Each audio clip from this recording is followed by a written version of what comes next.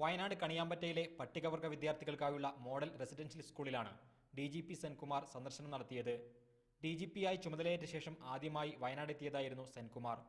അരമണിക്കൂർ സമയം കുട്ടികളോട് DGP പ്രസംഗിച്ചു. നിറഞ്ഞ കയ്യടികളോടെയാണ് കുട്ടികൾ പ്രസംഗത്തെ സ്വീകരിച്ചത്. പിന്നീട് കുട്ടികൾക്ക് ചോദ്യങ്ങൾ ചോദിക്കാനുള്ള അവസരമായിരുന്നു. DGPയുടെ ഫേസ്ബുക്കിലെ സന്ദേശങ്ങൾ ഇംഗ്ലീഷിൽ എഴുതുന്നത് എന്തുകൊണ്ടെന്നും ആദിവാസി ഭൂമി തട്ടിയെടുക്കുമ്പോൾ പോലീസ് നോക്കി നിൽക്കുന്നത് എന്തുകൊണ്ടെന്നും കുട്ടികൾ ചോദിച്ചു. ചെറുപ്പത്തിൽ പോലീസിനെ പേടിയുണ്ടായിരുന്നോ എന്ന ചോദ്യത്തിന് DGPയുടെ മറുപടി ഇങ്ങനെ: ഞാൻ എൻ്റെ LP സ്കൂളിൽ പഠിക്കുന്ന സമയത്ത് എൻ്റെ കൂടെ ഉണ്ടായിരുന്ന ഒരു സലീം എന്ന് പറയുന്ന അവൻ്റെ ബാപ്പ പോലീസുകാരനായിരുന്നു. പക്ഷെ അന്ന് പോലീസിനെ പറ്റി എല്ലാവർക്കും പേടിയായിരുന്നു. കാരണം അവൻ്റെ ബാപ്പേനെ അവന് വലിയ പേടിയായിരുന്നു. കുട്ടികൾക്കെല്ലാം DGPയുടെ വക ലഡുവും ഉണ്ടായിരുന്നു. ലഡുവിന് പകരം ഒരു നാടൻ പാട്ടാണ് കുട്ടികൾ തിരിച്ചു കൊടുത്തത്.